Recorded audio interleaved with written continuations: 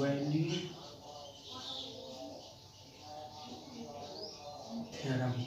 Okay, जैसा कि previous video में हमने रोल थ्योरम को स्टडी किया, ओके, कि रोल थ्योरम क्या होती है और रोल थ्योरम की स्टेटमेंट्स हमने देखी और फिर उसकी ज्योमेट्रिकल रिप्रेजेंटेशन देखी and then physical interpretation of Rolle theorem is also studied by us. अब हम देखते हैं मीन वैल्यू थ्योरम। एक्चुअल में mean value theorem is an extension of Rolle theorem, it's an extension of Rolle theorem. Okay,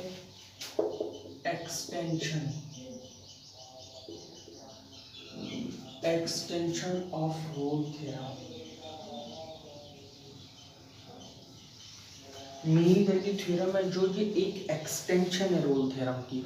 means अगर आप कहो तो role theorem, जो हमारी रोल थ्योरम है, ये 3 कंडीशन मांगती है। अगर 3 कंडीशन सेटिस्फाइड होंगी तो हम रोल थ्योरम अप्लाई कर सकेंगे, बट मीन वैल्यू थ्योरम के लिए 2 कंडीशन ही सफिशेंट है।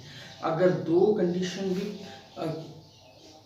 हो जाती हैं तो हम मीन वैल्यू थ्योरम अप्लाई कर सकते हैं। फॉर एग्जांपल जैसे रोल थ्योरम में था कि फंक्शन को कंटिन्यूस होना चाहिए डिफाइंड डोमेन पे, as well as second condition थी कि डिफरेंशिएबल होना चाहिए कम से कम ओपन इंटरवल पे, और थर्ड कंडीशन क्या थी कि फर्स्ट पॉइंट पे और लास्ट पॉइंट पे, डोमेन के फर्स्ट पॉइंट की और लास्ट पॉइंट की वैल्यू सेम होनी चाहिए। ये किसकी बात थी? रोल थ्योरम की बात थी।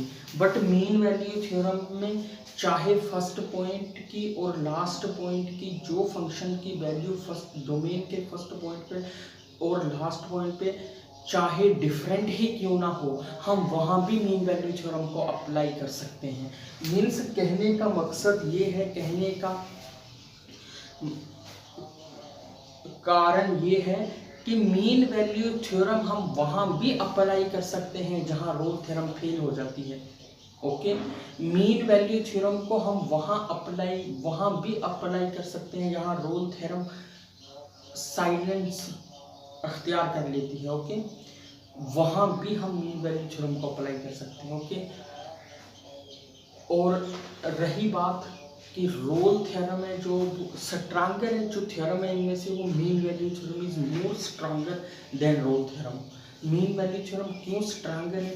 क्योंकि जिन फंक्शनों पे रोल थ्योरम अप्लाई होगी उन पे मीन वैल्यू थ्योरम भी अप्लाई हो जाती है। ओके, और सेम आंसर देती है। ओके, जिन फंक्शनों पे आप रोल थ्योरम को अप्लाई कर रहे हो उन्हीं फंक्शनों पे अगर आप मीन वैल्यू थ्योरम को अप्लाई करो तो भी आपको सेम आंसर मिलेगा। ओके, एंड देन और रही बात, यहाँ से हमें इस बात का अंदाजा हो गया कि Rolle theorem is a particular case of mean value theorem. Okay, और Rolle theorem is particular case of Lagrange mean value theorem. Okay, Lagrange mean value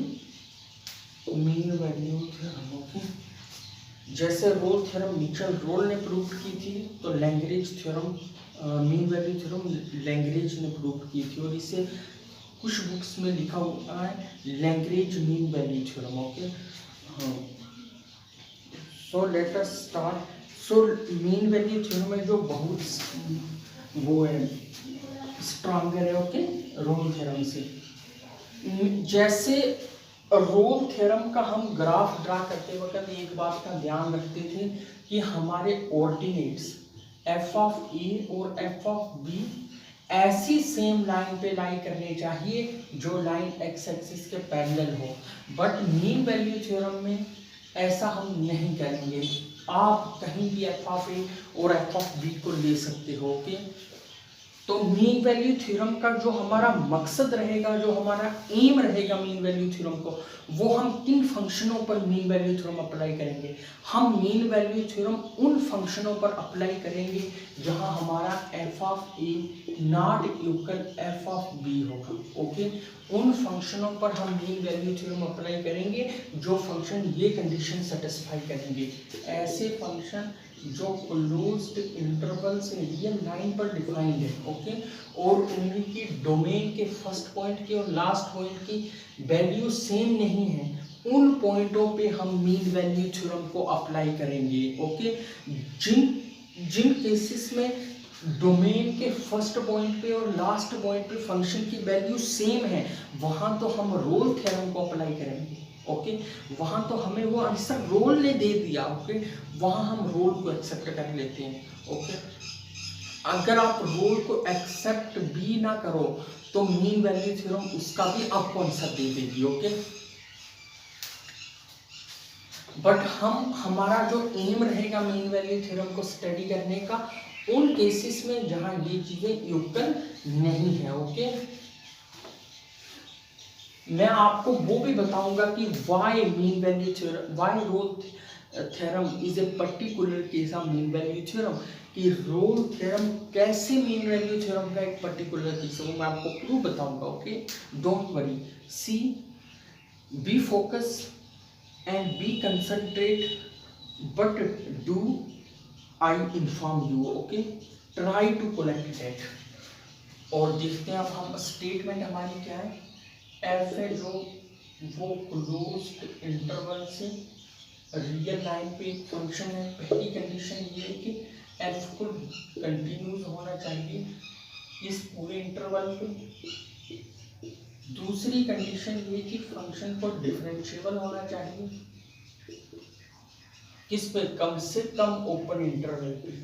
अगर क्लोज्ड इंटरवल पे डिफरेंशिएबल है then that is very well, but कम से कम इतना, कम से कम open interval पर तो जरूर डिफरेंशिएबल होना चाहिए। अगर ओपन इंटरवल में से कोई एक ऐसा पॉइंट भी मिलता है जहां हमारा फंक्शन डिफरेंशिएबल नहीं है तो हम वहां मीन वैल्यू थ्योरम की बात नहीं कर सकते। ओके, ये टू कंडीशंस जरूर सेटिस्फाइड होंगी एंड देन हम मीन वैल्यू थ्योरम की बात करेंगे। ओके, अगर ये दो कंडीशंस सेटिस्फाई नहीं होती हैं किसी फंक्शन की तो उस पे हम मीन वैल्यू थ्योरम को अप्लाई नहीं कर सकते। ओके, सो फिर ये क्या कहता है? देन देयर इज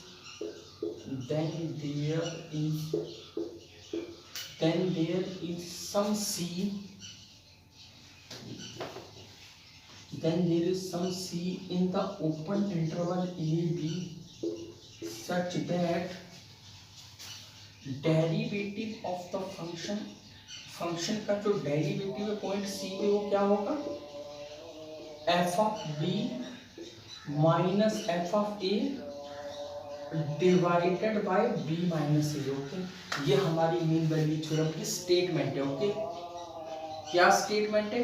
कि अगर कोई फंक्शन जो क्लोज्ड इंटरवल पे डिफाइंड हो और रियल वैल्यूड हो, ओके, अगर वो दो कंडीशंस सेटिस्फाई कर दे। कौन सी दो कंडीशन? की कंटिन्यूस हो डिफाइंड डोमेन पे और डिफरेंशिएबल हो कम से कम ओपन इंटरवल पे, फिर हमें कम से कम एक ऐसा सी तो जरूर मिल जाएगा उस इंटरवल में जो ये कंडीशन सेटिस्फाई कर दे, बट एक से ज्यादा सी भी मिल सकते हैं। ओके, तो जैसे मैं आपको अब ज्योमेट्रिकल इंटरप्रिटेशन करवाऊंगा वहां मैं आपको बताऊंगा कि कैसे एक से ज्यादा सी मिल सकते हैं। Okay, B focus.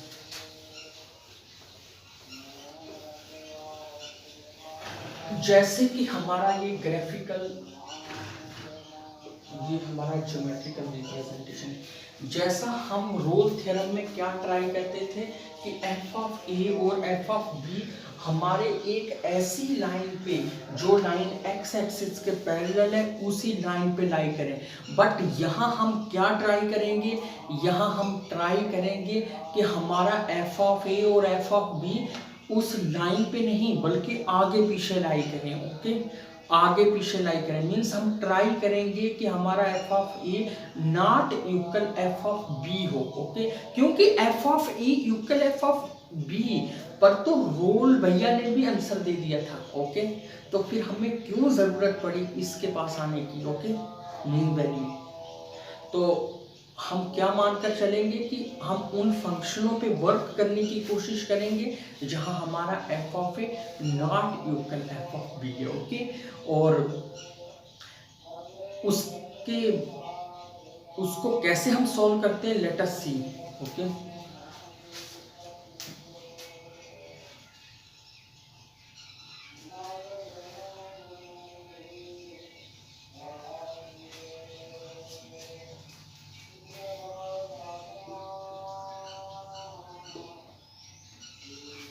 तो मेरा यहाँ ये मेरा आ गया F of A.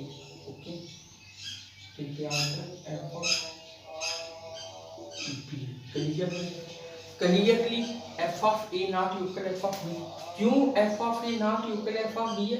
Because F of A and F of B doesn't lie on the same line which is parallel to X axis. Okay, अगर एफ ऑफ ए इस लाइन में कहीं लाई करता, अगर एफ ऑफ ए इस लाइन में कहीं लाई करता जो एक्स एक्सिस के पैरेलल है तो फिर इक्वल होता, बट एफ ऑफ ए तो यहाँ इस लाइन पे लाई नहीं करता। ओके, सो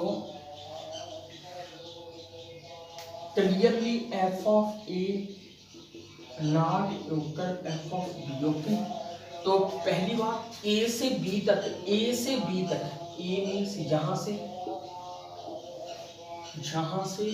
और जहां, इसके बीच हमारी जो कर्व है वो क्या, कंटिन्यूस है। हमारा जो फंक्शन है वो क्या है, कंटिन्यूस।